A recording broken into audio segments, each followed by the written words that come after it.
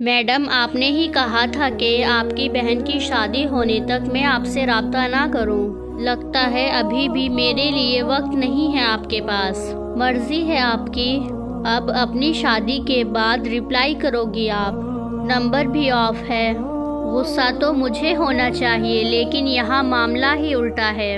آج بہن کی شادی ہے تو اتنا اگنور کر رہی ہو، کل کچھ اور مسئلہ ہوا تو ہمیشہ کے لیے چھوڑ دو گی مجھے۔ اوکے یار، مسلسل نمبر آف ہے، میں بھی اب سو رہا ہوں، اتنا ہی ویٹ کر سکتا تھا۔ میں نے سارے میسیجز پڑھ کے سکون کا سانس لیا۔ جس دوران میرا نمبر بند تھا شاید تبھی وہ مجھے میسیج کرتا رہا ہے۔ میں سوچنے لگی کہ اب کیا رپلائی دوں، صلح کر لوں یا پھر اس لڑائی کو مزید جاری رکھوں۔ کہیں نہ کہیں غلطی میری بھی تھی۔ شادی کی مصروفیت میں اسے اگنور کرتی رہی ہوں۔ اس کا غصہ جائز ہے۔ میں نے میسیج بھیجنے کی بجائے اسے کال کی۔ بیلز جاتی رہی لیکن اس نے فون نہیں اٹھایا۔ دوسری مرتبہ ٹرائی کیا تو اس نے کال اٹینڈ کی۔ ہیلو، اس کی آواز میرے کانوں میں پڑی۔ جی، میں نے اسے جواب دیا۔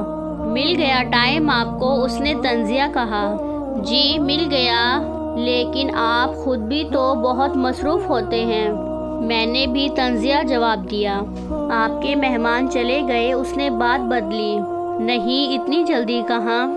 اچھا، سوئی نہیں ابھی تک؟ نہیں، گھر میں مہمان اتنے ہیں، میرے لیے سونے کی جگہ ہی نہیں بچی، سیڑھیوں میں بیٹھی ہوں، میں نے اداس ہو کے جواب دیا۔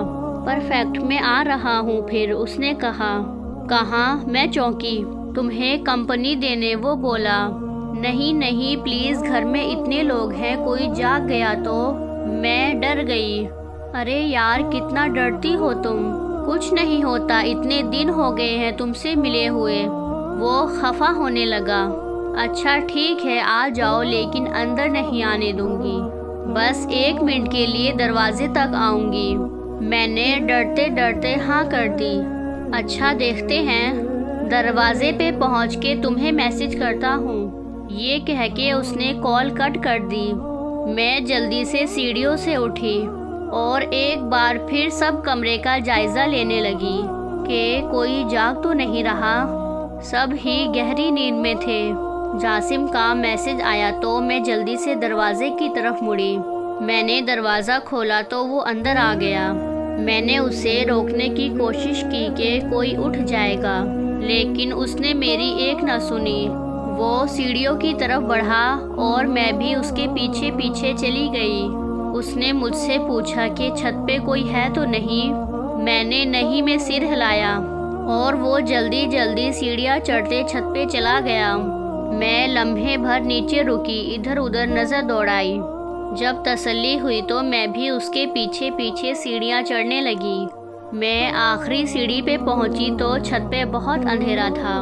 میں 2 قدم آگے بڑھی، جاسم نے میرا ہاتھ پکڑا۔ میں نے ہاتھ چھڑایا تو اس نے پھر سے پکڑ لیا۔ کیا مسئلہ ہے تمہیں؟ میں چڑ کے بولی۔ تمہیں کیا مسئلہ ہے؟ اس نے جواب دیا۔ یہ کہہ کے وہ میرے قریب آ گیا، اتنا قریب کہ اس کی سانسیں میرے چہرے سے ٹکرا رہی تھیں۔ میں ہڑبڑا کے پیچھے ہٹی۔ جاسم، دور رہو مجھ سے۔